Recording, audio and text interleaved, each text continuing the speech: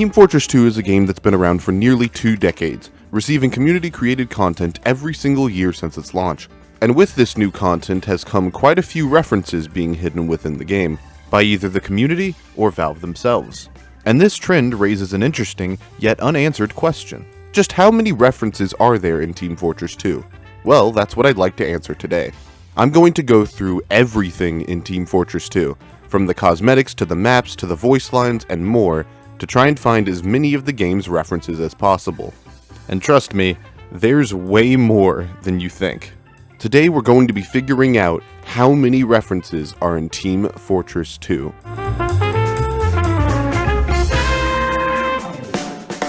But before we get into the full exercise, we need to do some housekeeping.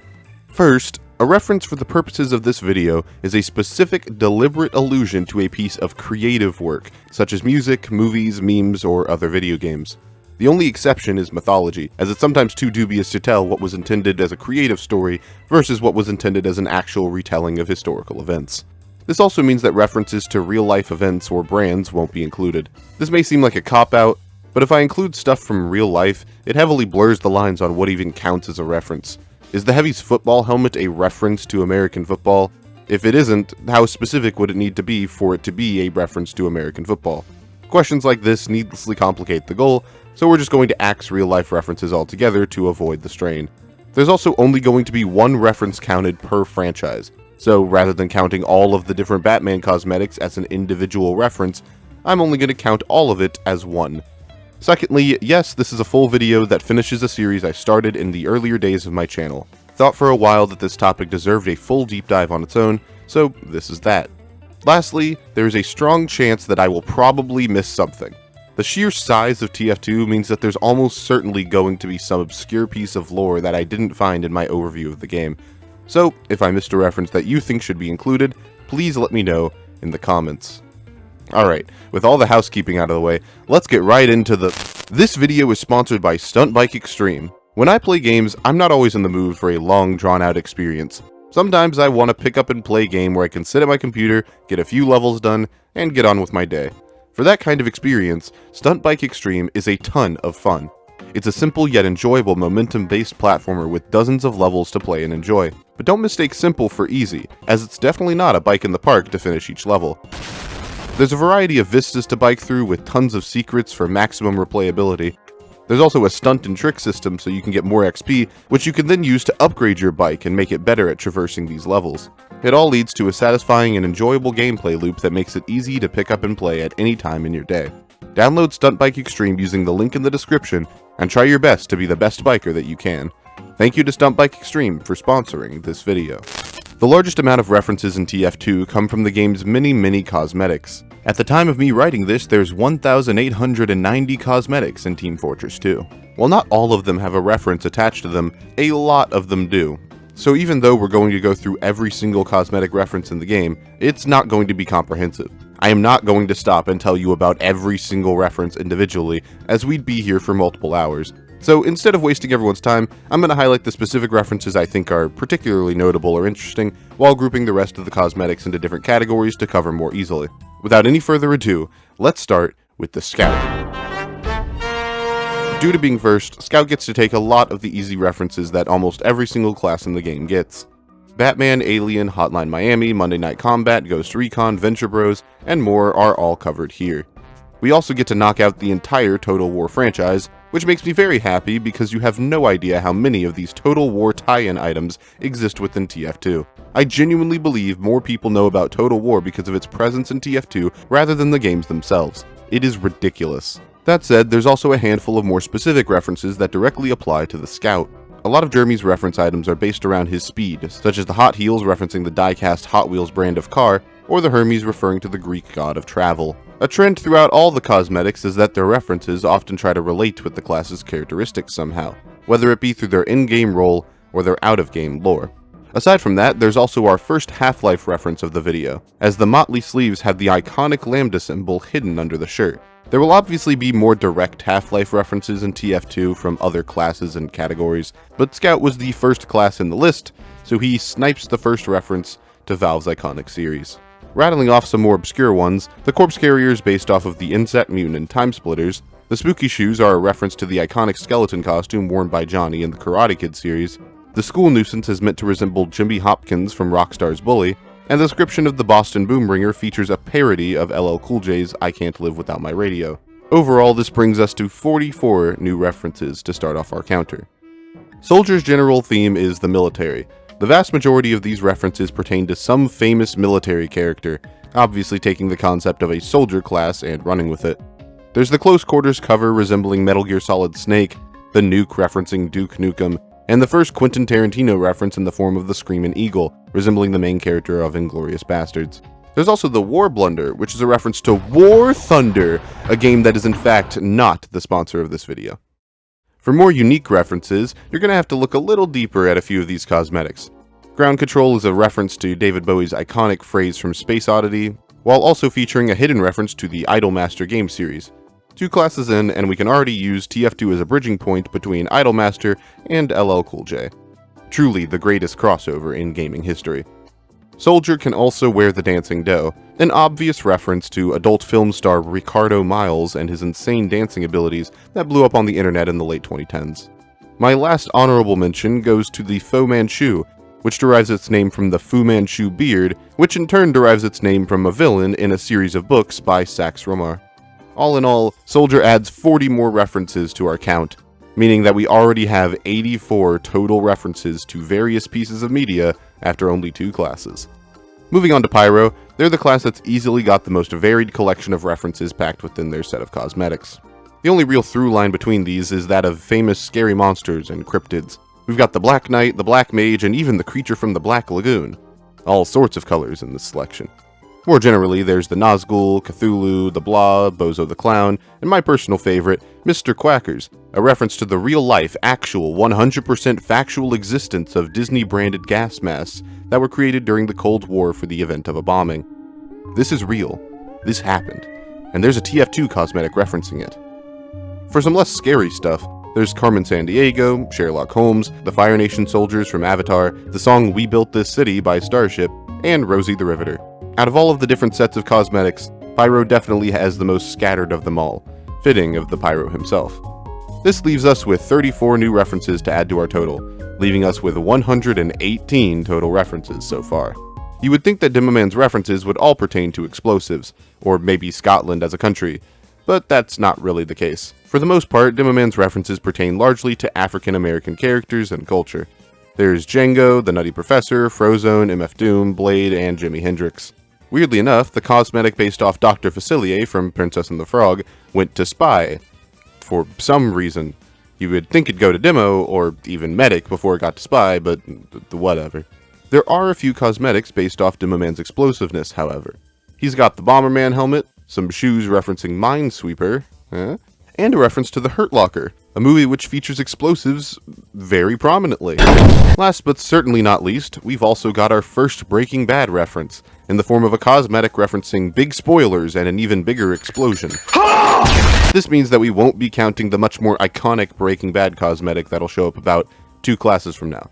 That leaves us with an explosive 32 new references to add to our count, giving us a current total of 150 flat.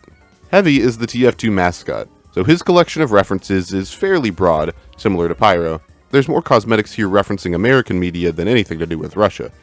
We've got Fargo, Resident Evil, Aqua Teen Hunger Force, and Rambo, among others. There is a nice crossover between the 2 countries, though, as the polar bear hat is meant to resemble one of Zarya's skins in Overwatch. While Overwatch is an American video game, Zarya as a character is Russian, so it's a nice way to bridge the gap between the 2 countries in one reference. The Gentleman's Ushanka is, to my knowledge, the only direct reference to a piece of Russian-born media in TF2, getting its name from the 1982 film An Officer and a Gentleman. Additionally, the Tough Guy Toque and the Tungsten Toque both share 3 references between each other. The OG Toque is based off of the hat worn by Jane Cobb in an episode of the TV show Firefly, while the robotic redesign has a description referencing both Star Trek and Transformers. Overall, the Heavy shockingly has the least references to deliver so far, at just 31 total. It's honestly crazy that he doesn't have more, given how prolific he is for the game as a whole. Alas, this leaves us at 181 references in our current count. Engineer is an interesting one as far as references go. Most of his cosmetics are based around him being smart or wise, with many of his references being to characters known for being brainiacs. Case in point, Brainiac. The Brainiac headpiece and goggles are named after the famous Superman villain Brainiac.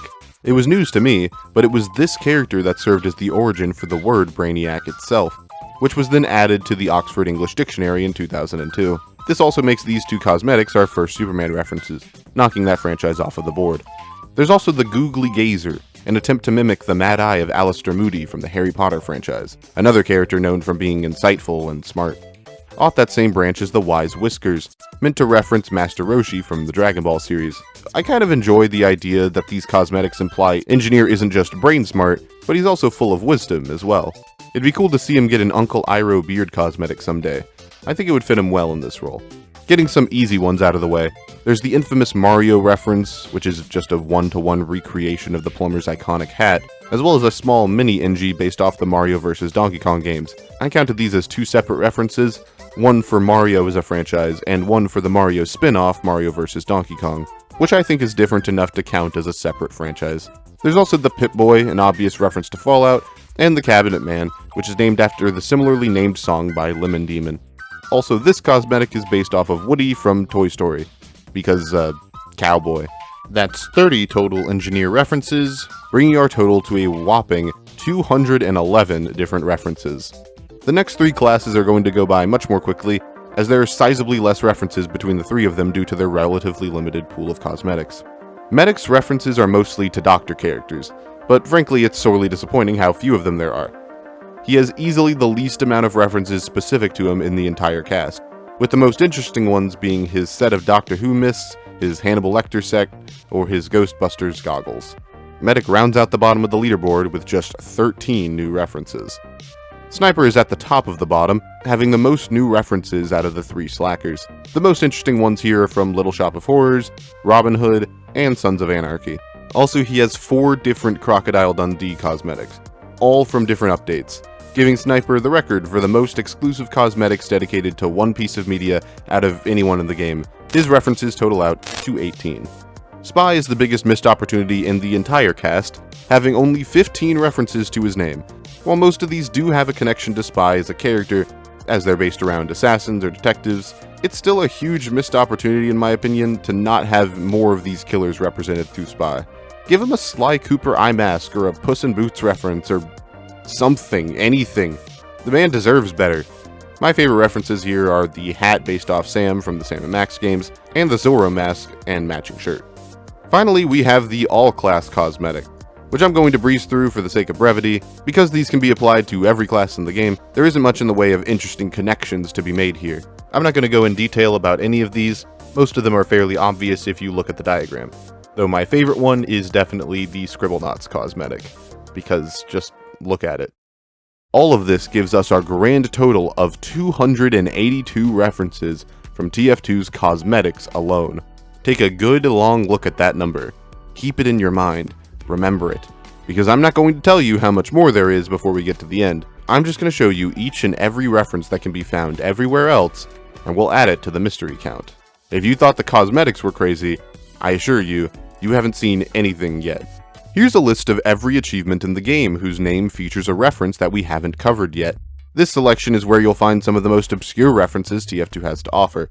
Whereas the cosmetic references mainly come from movies and video games, a lot of these achievements get their names from famous books and songs, with some movie titles thrown in. There's an additional 56 references added from achievements alone. But what about maps? Surely the most graphically intensive part of the game would feature plenty of detailed references hidden within them. Well, not as many as you'd think. Most of the references found in TF2's maps are ones created by the community, placed there as inside jokes in places no one would think to look. For this one, I'm going to go through each of these individually, so you can see the lengths that map makers will go to in order to hide silly jokes in the funny hat game. Crasher has an Among Us crewmate hidden underneath the map's geometry. Turbine Center features a bunch of doors with funny jokes on them, including a reference to Jim Phelps from the Mission Impossible series. Cold Front's War Room features a reference to Dr. Strangelove. Freaky Fair's upgrade station is based off of the one from Deadlock, meaning that there is a reference to every Valve franchise except for Ricochet in Team Fortress 2. Dark Marsh has a secret area outside of the map that's intended to be a visual reference to The Binding of Isaac, Mercenary Park is named after Jurassic Park, something I was shocked to have never figured out on my own.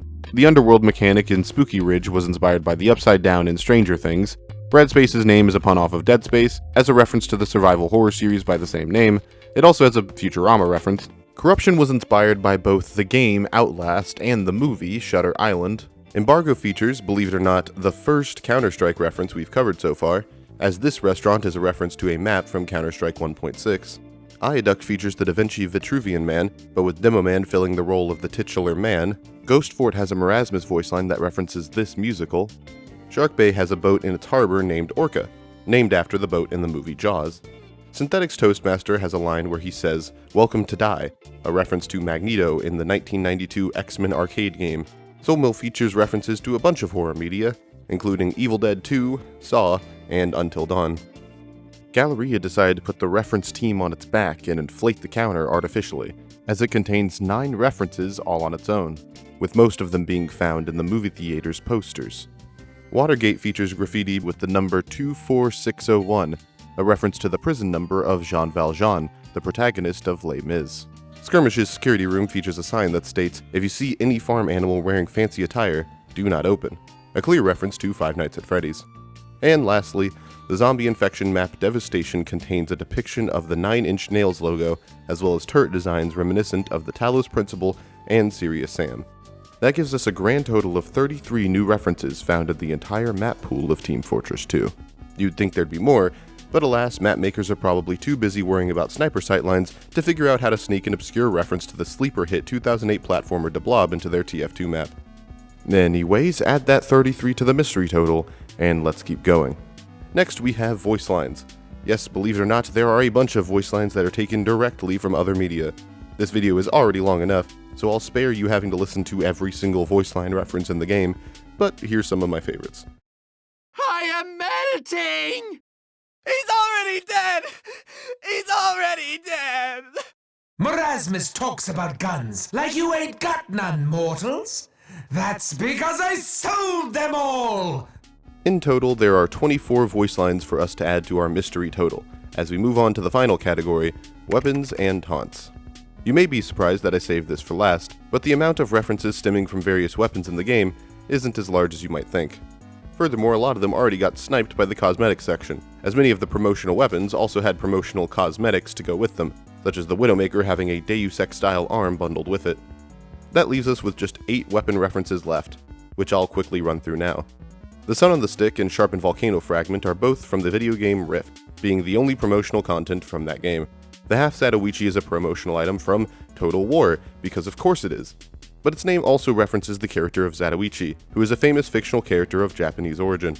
The Black Rose and Holy Mackerel, despite being on opposite ends of the spectrum visually, are both from Alliance of Valiant Arms, being unlocked when a player completes the first one down achievement in that game. The Conscientious Objector's item description references the anti-war song Give Peace a Chance by none other than John Lennon. Alibaba's wee booties are obviously named after Alibaba and the 40 Thieves, a famous short story. That same short story is referenced by the Disney movie Aladdin, which is also referenced by the Your Eternal Reward in Team Fortress 2. The Sharp Dresser is an obvious Assassin's Creed reference, but that was already covered by a previous cosmetic. Luckily, the description is also a separate reference to the song Sharp Dressed Man by ZZ Top. Lastly, the L'Etranger's name is a reference to the French book The Stranger by Albert Camus, making this weapon a better reference for spy than every spy cosmetic combined. That leaves us with taunts, where there are just 4 that have some sort of origin we haven't already covered. One of Soldier's voice lines during the Panzer Pants taunt has him say, War! What is it good for? Everything! which is a reference to the song War by Edwin Starr. Soldier's stock shotgun taunt plays the start of the song Taps.